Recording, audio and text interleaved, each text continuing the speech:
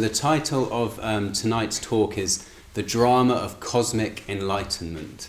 So we're going to be looking at the drama of cosmic enlightenment, and this is a first in our series on it's a Buddhist text called the White Lotus Sutra.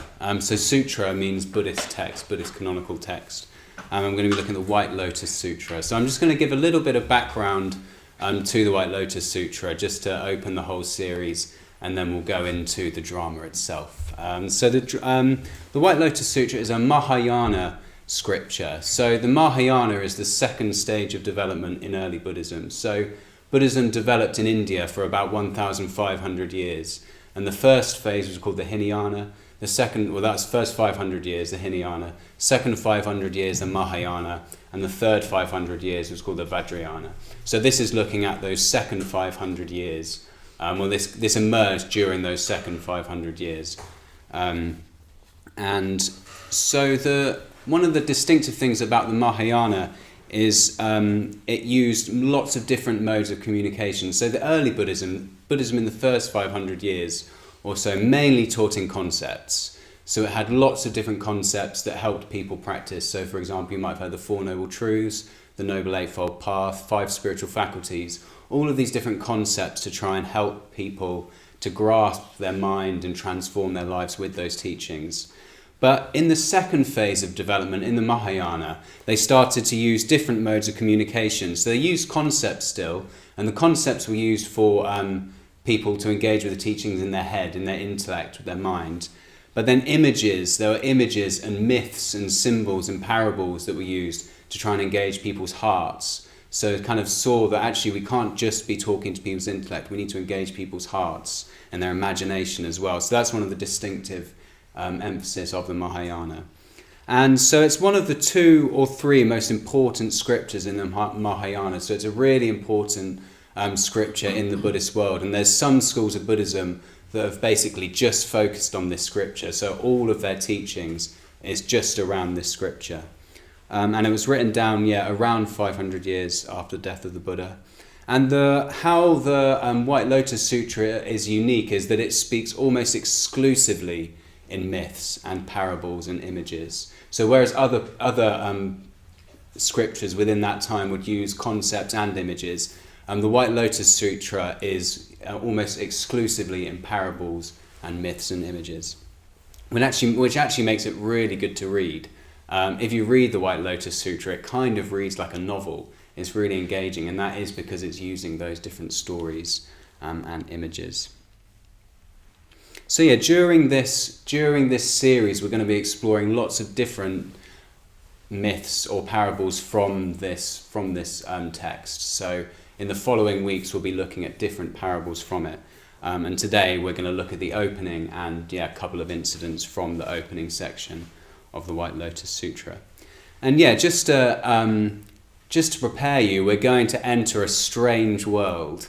We're going to enter a world that's very different from the world that we encounter. And it was very different from the world of the historical Buddha. So the Buddha was alive 2,500 years ago, walked around on foot, probably quite dirty, just walking around, just meeting people and talking to them. And the world that we're going to enter in the White Lotus Sutra is a world that's very different from that. It's a world where the laws of science, the laws of physics don't apply in the same way that we're normally used to. And it's almost in a sense this is taking place on a higher plane. It's taking place on a spiritual plane. And Sanghadharin, who was the founder of the movement, he gave a talk, he gave a series of lectures that this is based on. And he said, he told a story that his friend recommended a sci-fi novel to him. And he said, you'll like this. It's a bit like the White Lotus Sutra. So to give you a sense, it's kind of like a Buddhist sci-fi, if you want to think of it in that way. And so we're going to hear from the White Lotus Sutra today. And I'm just going to suggest that when I'm first talking us through it, don't try and work it all out straight away. Don't try and figure out what it's saying when we're first hearing it. In a way, with these myths and parables, they're not meant to be unpicked by a rational mind. They're meant to be absorbed into our being. They're meant to be absorbed into our hearts, into that area of our psyche. But we are going to unpack it later. We're going to hear it, and then we're going to talk about it, and then we're going to unpack different instances. So we are going to use our rational mind. But while I'm just first telling it, just try and absorb it in the same way you would when you're watching a film. When you go and watch a film, you just enter that world, don't you? You don't try and pick apart everything. You just enter the world and let it affect you. And while I'm talking through, do just let it affect you. Okay, so yeah, I'm going to begin.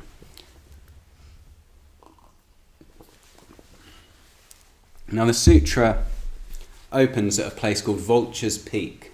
Now Vultures Peak's a very famous place in Buddhist literature, and it does exist. There's a place called Vultures Peak where you can go and visit, and it's an enormous rock.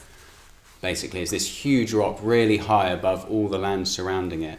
And I think I'm nicking this from Akasha Mitra, but he said it's a bit like Pride Rock in Lion King. Was that you? Oh, well, I nicked it from someone. Yeah, it's good. You can have it. So yeah, it's a bit like Pride Rock in Lion King. It's kind of this big rock that's looking out over all the land. So it's kind of sticking up and it can see all around. And symbolically, this basically represents the summit of earthly existence. It's kind of like the point where, poetically, it's the point where the earth meets the heaven, or the mundane meets the spiritual. It's kind of the highest point that human earthly existence can get. So it's up really high in the sky. And this is where the Buddha often gives his most powerful teaching, his most profound teaching. So he's up there at the top of this rock. And he's surrounded. So I looked up some photos, and it doesn't look like there's that much space at the top. But in this sutra, he's surrounded by 12,000 arhants, which means enlightened disciples. So he's surrounded by 12,000 arhants. He's surrounded by 80,000 bodhisattvas, which are kind of beings that are almost on the way to enlightenment, not in a physical form. And then there's tens of thousands of non-human beings as well.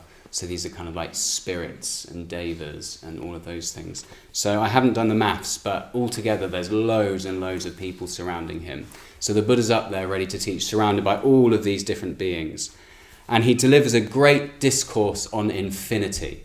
So he's given this discourse on infinity. And everyone is amazed. Everyone's, obviously these people enjoy these sorts of profound teachings. Gave this discourse in infinity, and because it was so profound, because it was so good, flowers start falling from the sky. Flowers instantly start falling from the sky, and the whole universe shakes and trembles in 6 different ways. I don't know what all the different ways are, but it shakes and trembles in 6 different ways because of the profundity of his teaching. So if this is sounding a bit weird to you, this is just the beginning. So hold on to your meditation cushions. So he's delivered this discourse on infinity. Flowers have started falling and the universe is trembling. And having delivered this discourse on infinity, he descends into deep meditation. So the Buddha closes his eyes and he descends into deep meditation. And obviously when the Buddha's meditating, that creates a tremendous atmosphere to those around them. I think even just being in here meditating together, you can kind of feel the atmosphere, can't you? But when the Buddha meditated, that was something else. So they could all feel this tremendous ocean of peace and calm and bliss that the Buddha was exuding through his being. And then between his eyebrows comes a brilliant ray of white light which shoots up into the sky. So out of in between his eyes there's this brilliant white light that shoots up into the sky, and it illuminates the universe in all directions. So the universe in all directions is illuminated throughout infinite space, and it illuminates innumerable world systems. So the Buddha's kind of illuminated the universe so they could see countless world systems, all of these different universes infinity. So they could see as far as infinity. I don't know how far that is, but that's how far they could see with all of these different world systems. And in every single one of these world systems, there was a Buddha. There was a Buddha teaching, and he was surrounded by disciples who were all practicing the Dharma, who were all listening to his teachings, who were all paying respect and reverence to the Buddha in those world systems. So you can imagine, well, you can try and imagine that as far as you can see into the sky in every single direction, there's countless universes, and every single universe has a Buddha in it, and the Buddha is preaching the Dharma. So everyone is astonished. This isn't a normal thing to happen. Everyone is astonished. They're saying, "What does this mean? What does this signify? What's going to happen next?" As you could imagine, if this had happened, people are on the edge of their seats wanting to know. And then Maitreya, who is said to be the Buddha of the future, but in this he's just one of the beings around, and he asks Manjushri what this means. So Manjushri is the wisest of all the bodhisattvas. He's the bodhisattva of wisdom, and he's the wisest of all. So they ask him, "What does this mean? What does this mean that we can see all of these things? What's going to happen next?" And Manjushri says that he believes it means the Buddha is about to proclaim the White Lotus Sutra. So the White Lotus Sutra is quite postmodern in a sense, because it's very self-referential. You're kind of reading the White Lotus Sutra, and it keeps talking about the White Lotus Sutra, and it kind of like, I thought this was the White Lotus Sutra, and then they're talking about the White Lotus Sutra. It happens quite a lot. So that happens as you go through it. So they're saying this is a sign that he's about to preach the White Lotus Sutra.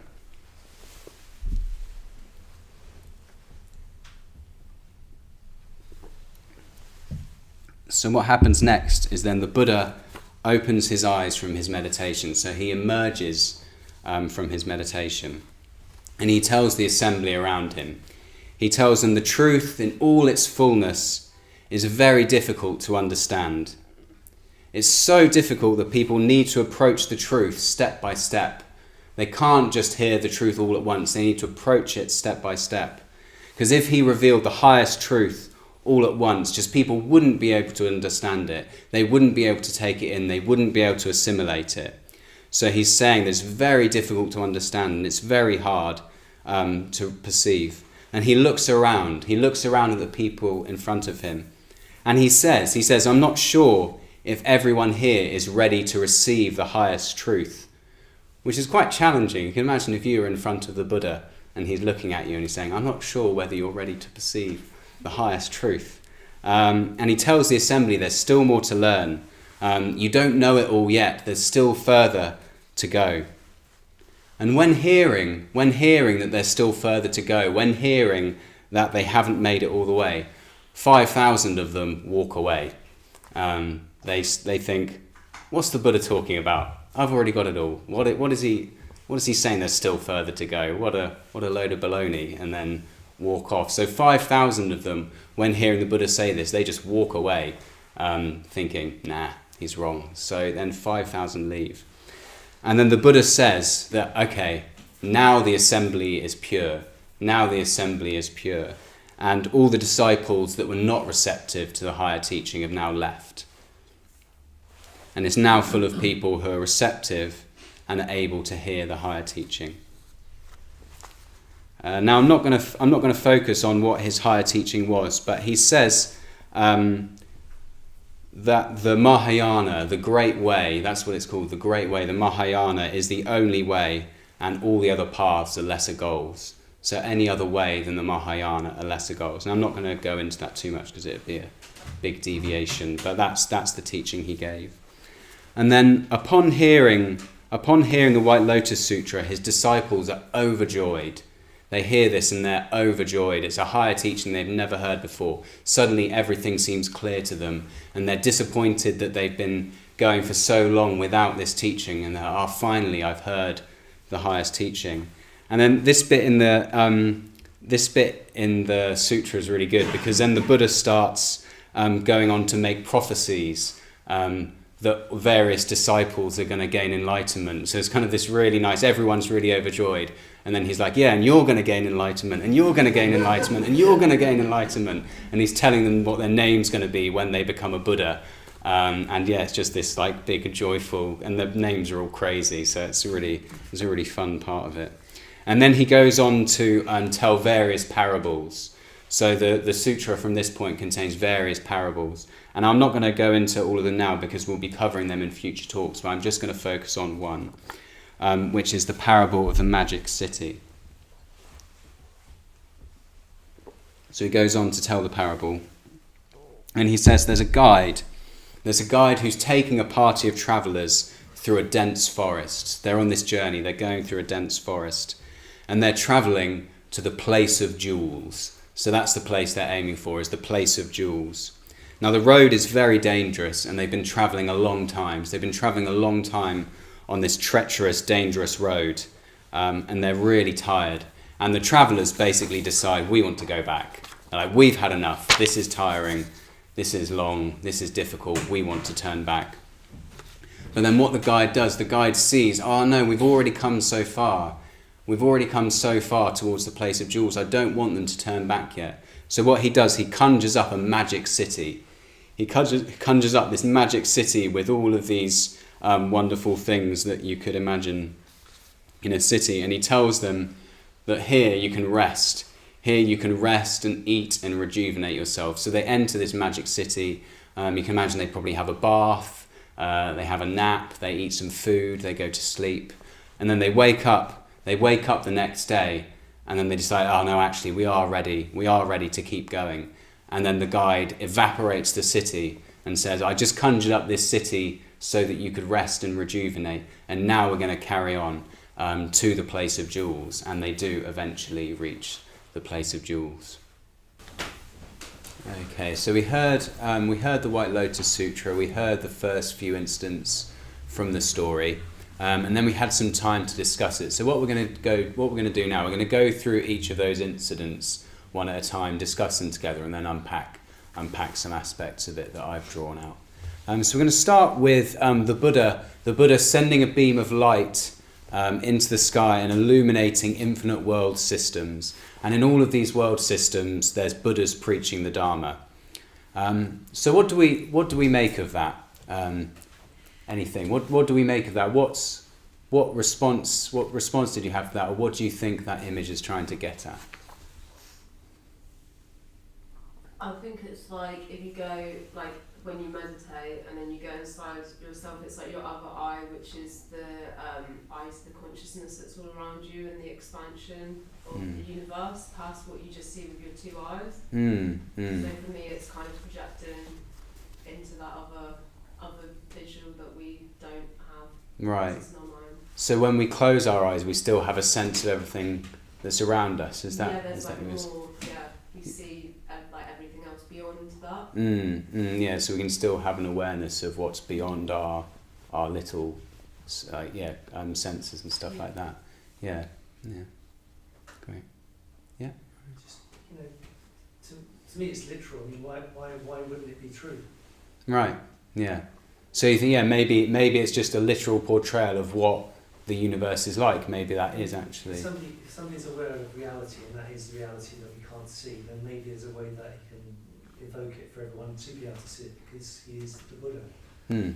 Okay, so maybe that's another approach, is just take it literally. Like, if there was a Buddha, maybe he could do that. Because even science is catching up. Like, it's always talking about alternative realities or bubble universes and what happened before and after the Big Bang. And so maybe somebody who is able to kind of be in those environments can show you what reality is. Yeah, interesting. Give you a glimpse. Yeah, interesting. So maybe we've got one that's being aware of what's beyond just our senses. Maybe one is, maybe we could take it literally. Yeah. We were speaking about how it's quite a beautiful image just in and of itself, and something about a Buddha and teachings and the whole process of Buddhism just being timeless, cyclical, and that image is showing that. Yeah. So it shows the timelessness of what the Buddha did. Basically, he's him in all those different, well, not him, but a Buddha in the different universes. Yeah, great. Yeah, JZ. For me, it's a sense of hope that these world systems have a Buddha in a way that they have chance of having or gaining enlightenment. What interests me is that the Buddha doesn't reveal world systems that doesn't have a Buddha. So I'm curious to know what that world would look like. So like maybe the Buddha picked and choose which ones he showed. Yeah, it's like these are the good ones. Yeah, maybe. Yeah. So my take was wherever there's a world of human beings, there'll be the Dharma. There'll be the ability to teach the Dharma. So where there are human beings, there will be the possibility of the Dharma. Yeah.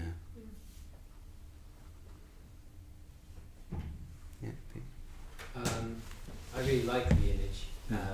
Responded a lot to it, and I think I just really resonate with the sense that it is a fundamental, universal, and inescapable. Well, the nature and truth of the teachings, and that's both sort of really beautiful and lovely, but also a little bit kind of shocking at the same time. You'd think on another planet maybe they're doing something else and getting it right, maybe, but no, it's all the same thing. And so I don't know, gave me a stronger sense that my practice is more important maybe than I thought. Right.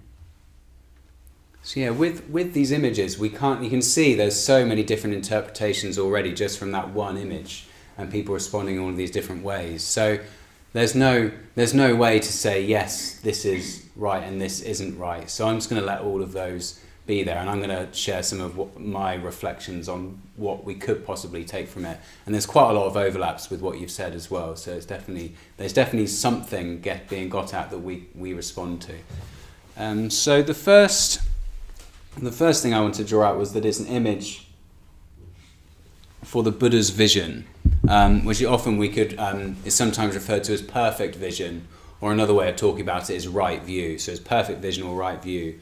And it's said that the Buddha's perfect vision has three qualities. It's strong, it's infinite, and it's clear. So kind of this image of the beam of light going infinitely into the sky. So it's strong, it's infinite, so that it's illuminated infinite universes, and it's clear that they could see clearly as far as it could go. But unenlightened vision, on the other hand, so wrong view that it might be called, is the opposite of that. So it's weak, it's narrow, and it's distorted. So our normal view of life is often very small. It's often our awareness is just wrapped up in our own little small world of existence. It's kind of, we're all just caught in here, and we just can't see beyond what we want or what we don't want. We're kind of just caught up in that, and our sense of ourself, it kind of contracts and expands. So we have this sense of ourselves. Buddhism teaches there isn't an inherent self, but we do experience a self in some way, and it contracts or it expands depending on our mental states.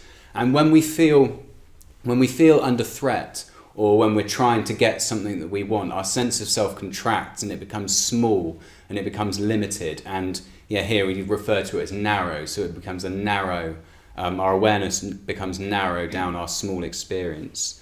And when we're strongly in this state of contraction, we can barely be aware of the people around us, barely aware of our environment. And it's really hard to have any sense of a bigger perspective on what's going on in our life. So we've just got this really narrow experience. And we can kind of experience the opposite of this, because when we start to relax and when we start to calm down, our awareness does naturally broaden. Our awareness broadens out beyond this contracted sense of self. And you experience this strongly on retreats. So when you first get on a retreat, often... for me, when I first get on retreat, it's normally in the first day or two, I just realised like what a state I'm in. It's kind of like, oh God, how did I get here? It's kind of like, I'm contracted, I'm stressed, I've kind of like lost a bigger perspective. And it's like we'll all find that, unless we've just come off another retreat, we'll often find that because life does end us being in that way. And we're all caught up in our issues of life, and we start to see how contracted we are. But then after a few days, with some space, like just have some rest, don't have so much input, start to meditate, you realise your awareness is quickly starting to broaden out again. So we come contracted, but our awareness quickly starts to broaden. And you'll see that, I'm actually starting to notice other people more. I'm starting to see them a bit more clearly. I'm starting to be able to tell how they are and how they're doing. And you start to notice the beauty in your environment more. You start to see, actually, this is a nice place. There's trees there. I didn't even notice there was a tree there before. And you can just be more aware of the subtle things in your experience. So we have all of these things going on in our experience, and normally our awareness is too coarse to notice anything subtle. But as the mind starts to calm down, we can become more aware of subtle things both within us and outside us. And we just become less caught up with ourselves and more open to life as a whole. And the image of the Buddha illuminating these worlds, I feel like, is an image of this to the ultimate degree. So it's the ultimate of this expanding out, which we'll have all have experienced to some degree when meditating, from being on retreat or just through being in nature. We'll have experienced some amount of this opening up. And I feel this image of the Buddha illuminating these worlds in infinite directions, it's kind of the ultimate version of that opening out to include all things.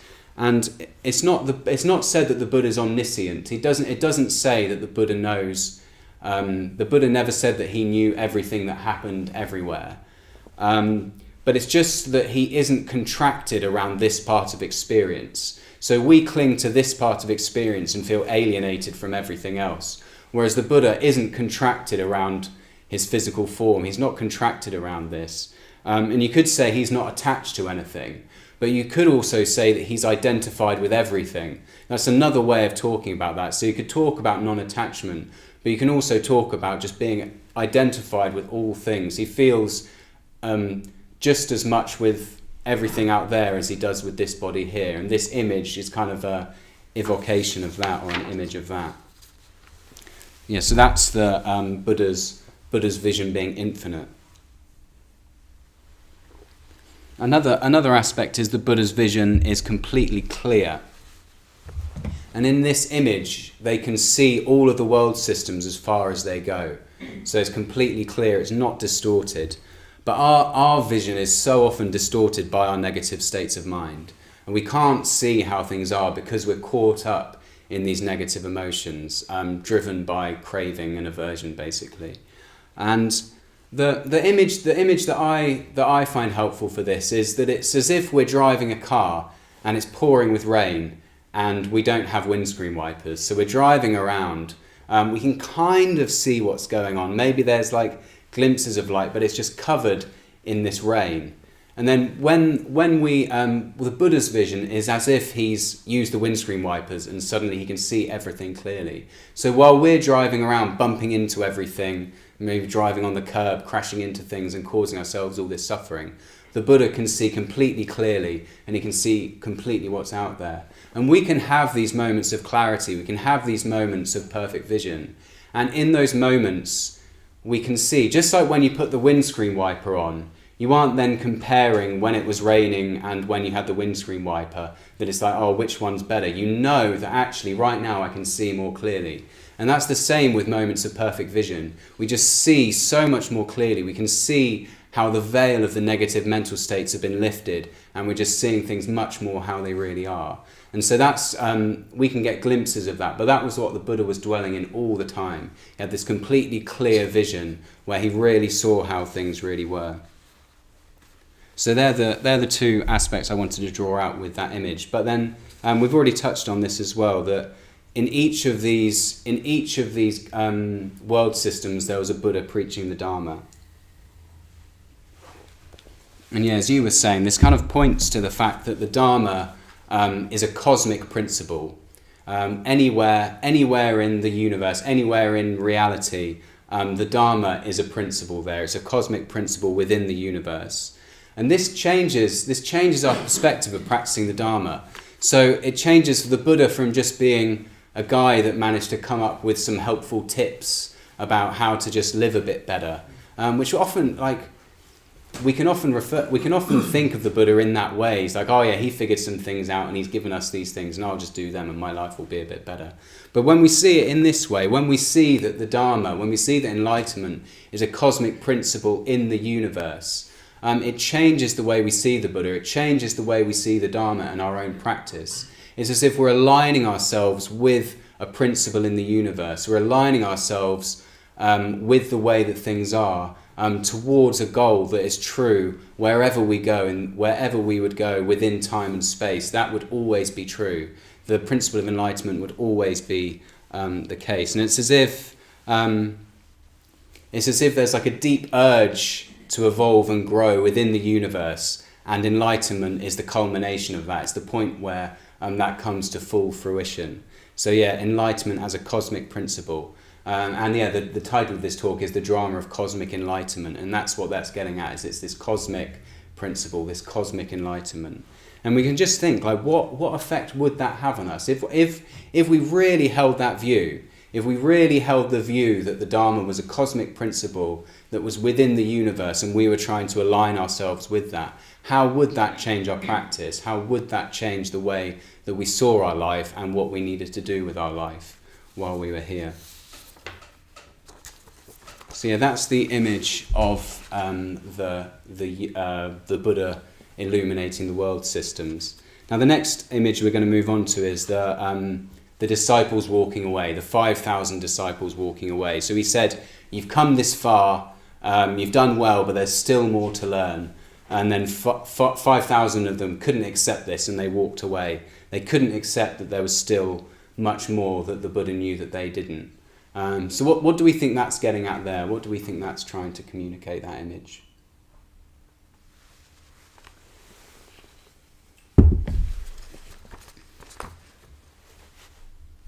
Maybe that they haven't let go of their ego enough, because they feel like they know more. So like they haven't broken the ego down. And how might that be relevant to us? Because you need to kind of, because the ego is linked with the self. So when you are more aware that you are not this fixed self, then your ego kind of lessens, so that you can go further and deeper in just that thing of just accepting that you know nothing. Yeah, so accepting that actually we don't know everything, and yeah, it's definitely a signal of the fact that they couldn't accept more. Is definitely a sign there's still some clinging on to something there, isn't it? Yeah, great.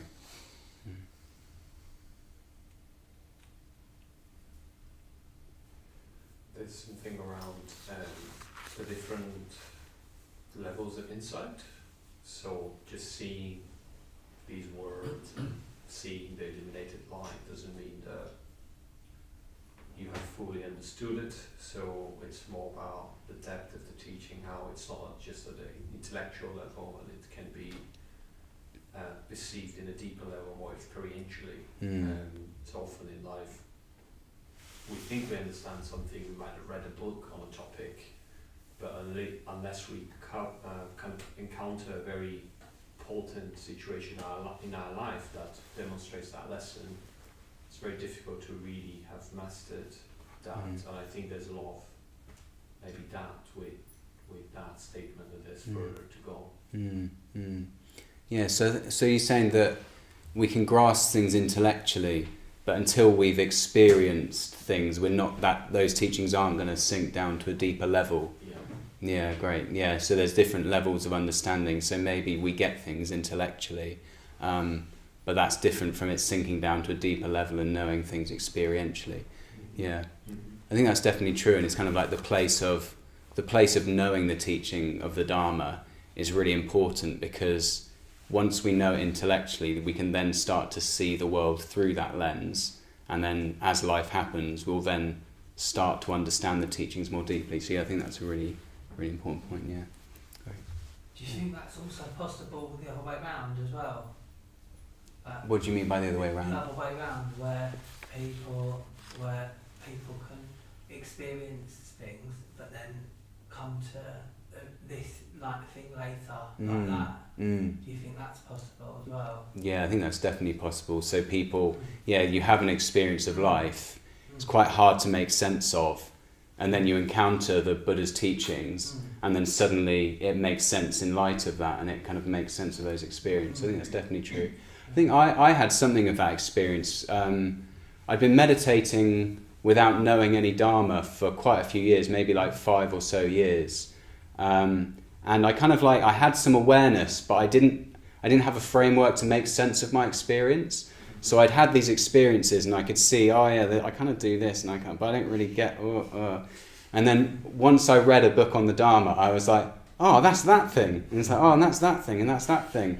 And it suddenly gave me this framework to make sense of that experience. And I found it so liberating, because it was like, I was getting at something, but I just didn't have a way of making sense of it. So yeah, I think that's definitely the case. It happens in both ways. Yeah. Is that your experience? Is that why you're asking? Well, I'm thinking about it. I'm just wondering. Yeah. I'm just thinking about things. Yeah. Yeah. Great.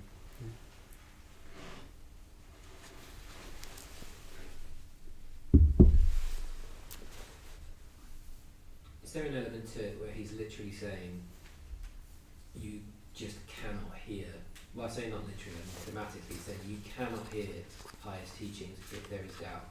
You have to get rid of doubt in yourself. Otherwise you just simply cannot comprehend, listen to, understand, hear higher teachings. Like a fetter thing. Yeah, because there was definitely something of, once they'd left, he said, now the assembly is pure, didn't he? So he might have been trying to sort the wheat from the chaff, as it were, kind of like, I'll say this, and then anyone that does still have doubt they'll leave. So yeah, maybe it's kind of something around, if there was doubt, they wouldn't have been able to hear it, so he, did something to... Because he could have said it anyway and they just wouldn't really understand it. But from a story point of view and sort of the themes and concepts underneath it, the reason they left, that's communicating a message in and of itself, isn't it? That doubt has to go before it can be heard. Yeah. And maybe there is something literally true in terms of communicating something of depth. You can only communicate it to the people that are there if they're able to hear it. Like maybe he wouldn't have been able to communicate it if there were people there that weren't ready to receive it. I don't know, and maybe there is. I haven't found myself in that situation, but maybe there is some truth in that.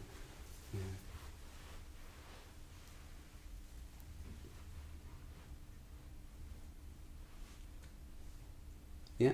Kind of seeing this from a slightly different perspective, I kind of feel that the reason why they left, I'm not sure if it's prescribed in a sutra, but my take is it's not, because I would imagine the people who were gathering wanted to listen to Buddha's teaching. They're all quite advanced already.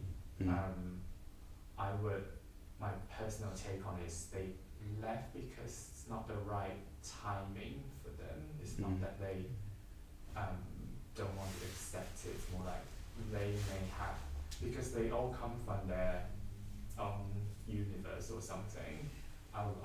The way I would see it is they know that, if there's after Buddha said that, they might realize they may not have time, or they have some other thing they need to cater to. They will come back to this later, or what have we.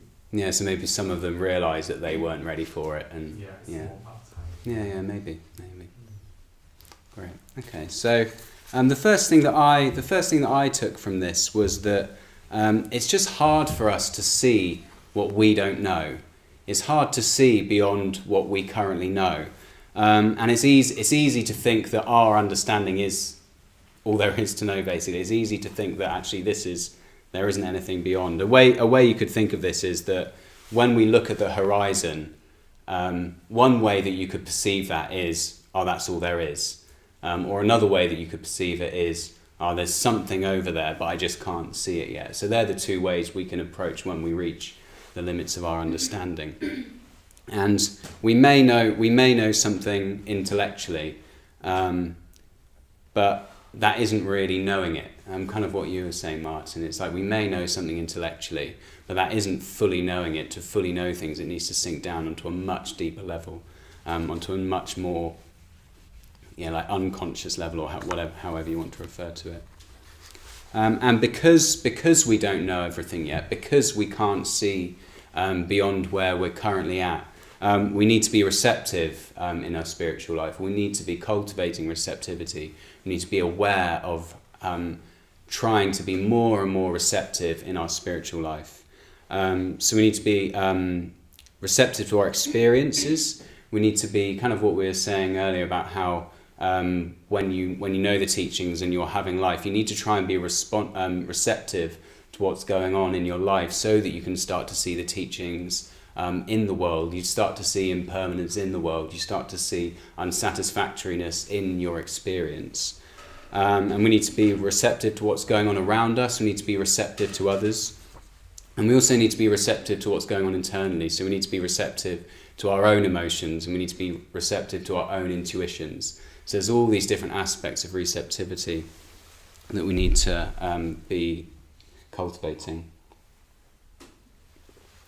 But we also need to be cultivating receptivity towards others. We need to be cultivating receptivity to people that have been practicing the Buddha's teachings, and have had more spiritual experience than us. So it's in our culture, this really isn't popular now. We live in a culture where egalitarianism and relativism is really held up as a virtue, and in some ways that's really positive. But when it comes to spiritual life, it becomes much more problematic, because Buddhism is founded on the principle that the Buddha has developed more than us. The Buddha has developed to the point of enlightenment, and therefore we have something to learn from him. Now, if we have this view that everyone's completely equal, that then takes away the possibility of looking up to the Buddha and learning from him. Now, I haven't actually heard anyone say this, but I've heard that people are now referring to the Buddha as the Buddha isn't more developed, he's just differently developed. And that's kind of implying, oh yeah, we're all the same, the Buddha's all the same, it's just he's a bit different. Like, yeah, he's got wisdom and compassion, but I've got other things going for me. And when we hold that view that all people, like all beings are equal and no one's, it's not better or worse. It's not even like that. It's just more developed. Like the Buddha practiced spiritually and got to the point where he had spiritual realization, which then we can learn from. So we need to be open to that, and we need to be open to being able to learn from teachers as well.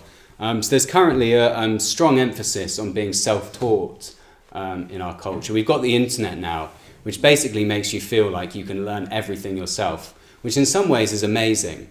It's like there's so much resources and so much knowledge on the internet that we can then go to and draw on. And that is something to be really grateful for. So I don't want to put that down as a bad thing. But it's kind of like created a culture where we now it feels like we don't still value the more typical teacher-pupil relationship. So how it would have been in the past, before the internet and before the publishing industry, if you'd wanted to learn anything, you just have to go and be an apprentice to someone. You'd have to go and work alongside them, and they'd guide you, they'd teach you how to do it. They'd see what you were doing. They'd be like, oh no, you need to do it like this. Oh, this is something, go and learn this, then come back and do it and we'll try it. And it would be a really interactive and direct and kind of bespoke way of learning.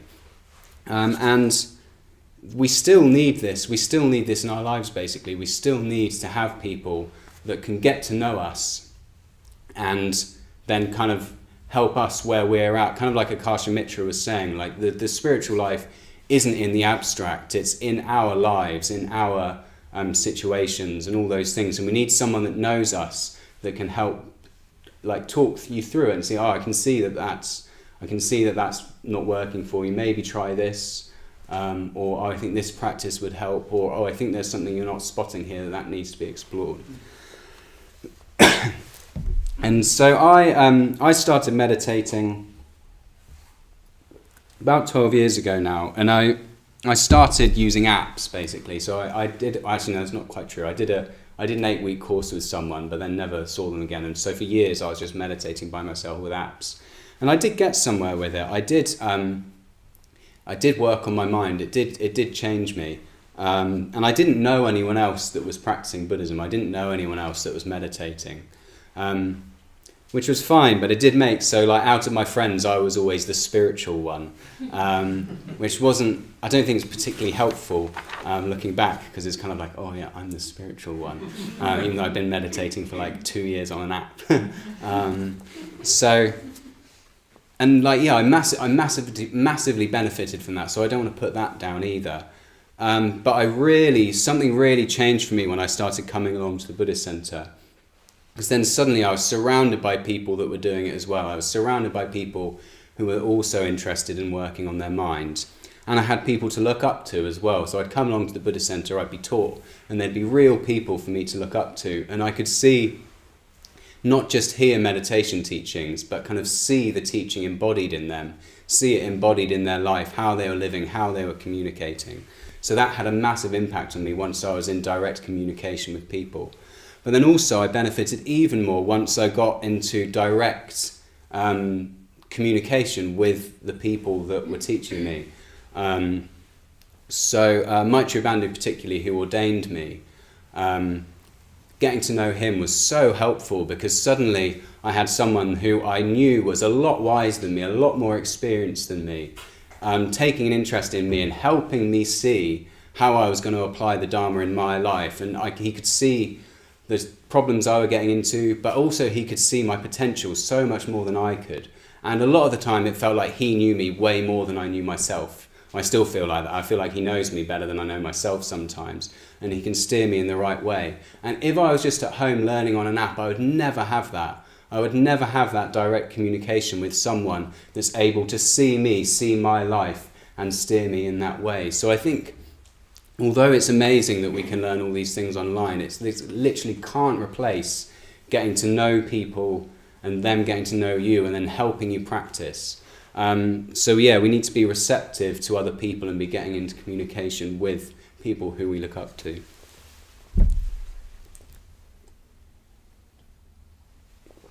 Yeah, and another aspect of this is we could see this as kind of what happens when we have any glimpses of perfect vision. I mentioned perfect vision earlier, kind of where we start to see things much more clearly. We kind of have a flash of seeing things much more clearly. And as we practice, as you continue practicing, this will happen. You will have moments where it's suddenly like, oh, that's the way things are. Way more than we do in an ordinary life. There'll be some moment, whether in meditation or whether outside of meditation, where suddenly something will open up and you'll see things much more clearly, and you'll be feeling like, oh, I'm much closer to seeing the way things really are. And this challenges our deeply held views, and it challenges our assumptions about life. And this can be really liberating, it can be really blissful, but it can also be disruptive. If we're going along thinking life is a certain way, but then we have this vision of things being completely different, it can be disruptive. And there may well be parts of us that kick back against that afterwards. So we have this vision of the way things are that starts to challenge us, that starts to change us, and there'll be parts that kick back against it. Now, it's not uncommon to get this a few years into your practice. So when people have been practicing for a year or two, they're really starting to get into the Dharma, and the Dharma's really starting to do something in their life. It's starting to work, basically, which means we're starting to change on a deeper level. And we come along, we're really inspired by it, we're really resonating with it, but then we start to change. And it's not uncommon when we're starting to change to then feel some resistance against it. It's kind of like, because we're changing and the ego or the Like, our egoic way of being doesn't like change, basically. It holds on to things, and it doesn't want things to change. So when we start to change, it's not uncommon for there to be some resistance against it. And at this point, we may start finding faults with everything. We may start finding faults with the teachings. We may start finding faults with the practices, with the community, with the teachers, with the institutions. It's kind of like a kickback against it. And it's as if part of us is wanting to stay with the Buddha. So we've got these two disciples. There's some disciples that stay with the Buddha, some disciples that left. And it's like as if part of us wants to stay with the Buddha, part of us wants to stay and listen to these teachings, but then another part of us just wants to go. Another part of us wants to leave. And it's kind of, if we can stay with it, once we start facing these resistances, which is a perfectly natural part of the spiritual life, when we start to change, we are going to experience some resistance. And if we can just stay with that, if we can stay with them, they do resolve themselves. These resistances will resolve themselves. As we get a deeper understanding of ourselves, a deeper understanding of the teacher, the teachings, and the deeper understanding of the Buddhist culture we find ourselves within, these resistances do resolve themselves. But we just need to stay with them. And the main thing is to stay in communication as well, to stay in communication with people that are also practicing when we're beginning to find it hard. Because like I said, everyone will go through some form of this at various points in their spiritual life. It's not like it just happens at the beginning. It happens all through the spiritual life, because the spiritual life involves changing on a really deep level, which is disruptive to our sense of self, so there will always be resistance to it. So another way we could see this parable is that, well, the way we could see practice is that we're trying to just stay with more and more of us staying and listening to the Buddha. And that's a way we could see our whole practice, is we're just trying to get more and more of us to stay and less of us to walk off. And so that's another way that we could imagine practice. And then finally we've got the image of the phantom city. So we've got the guide leading the party on a treacherous journey. The party are tired and they feel like they're not getting anywhere, so they want to turn back. And then the guide conjures this magic city, this phantom city, lets them rest, and then they carry on. So what do we think this parable's getting at? I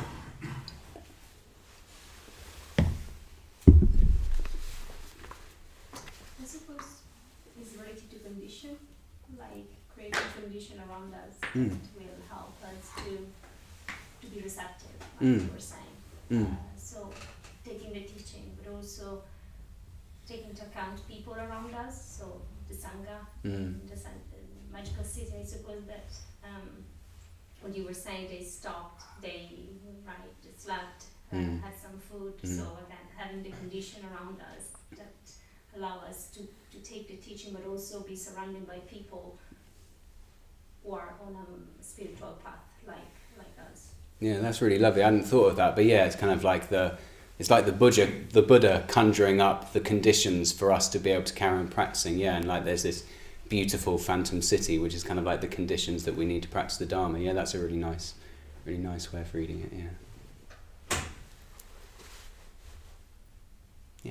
I was thinking it sort of linked to what you said just before in terms of like being on the Buddhist path can be extremely challenging and tough.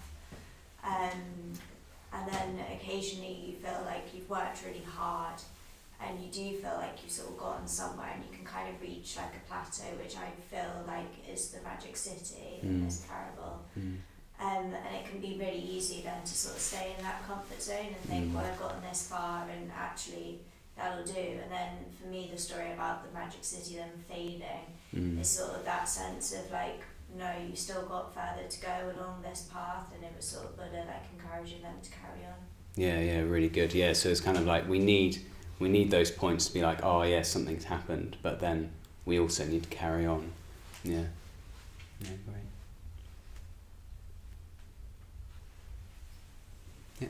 Feels like it evokes a different metaphor to all of the different worlds and this kind of huge cosmic vision, and then you're coming back to kind of a path and space and time, and the fact that us as human beings, we have to tread a path and go in that direction.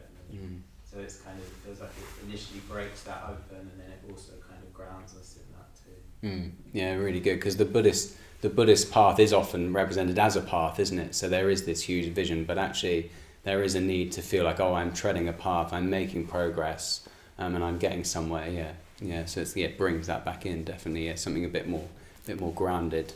Yeah.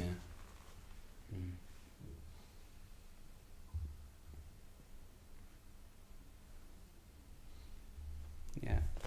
So yeah, they've been traveling for a long way, and they probably feel like, oh, the destination's still so far away. And the spiritual life can feel like this at times, kind of what you alluded to, like the spiritual life can be hard. It can feel like that at times. Because in the spiritual life, we're working to transform very deep tendencies. There's these deep-rooted tendencies of greed, hatred, and delusion, which we're trying to work against and we're trying to transform. And often we don't realise how deep these go. They go extremely deep in our minds. And sometimes we can feel like we're making progress. It's like, oh yeah, there's definitely some change here. But then something happens and we find we're falling back in the same pattern again. And at times like this, it's easy to be downhearted. It's easy to be disheartened. Kind of like, oh, I thought I'd make somewhere, but I've just done that thing again. Oh, I thought I was being more positive, but I've reacted like that. I've snapped at that person. I've gone back and started shopping or scrolling on Instagram again. All those things that kind of you feel like you make some progress and then you just fall back in it. And I think I've found this in my spiritual life since I've been practicing. Is so like when I was younger, I was quite a fearful child. I remember just having a lot of fearful fantasies. And throughout my Buddhist practice, that's something I've had to confront. I've had to confront that strong tendency towards fear again and again, and it feels like it needs to confront it on deeper and deeper levels. And it can sometimes feel like I'm working with the same thing. It's like, oh yeah, there's the fear again. It's like, oh, I thought I'd done that. But actually, as we do it, we are working through deeper and deeper levels, and we are transforming on deeper and deeper levels. But sometimes enlightenment can seem so far away. And in the parable, the Buddha conjures up a city where the travellers can take rest. And through taking rest, they rejuvenate themselves and they're able to carry on their journey. And he says, oh, we haven't actually got there yet, but we're not very far and we can keep going.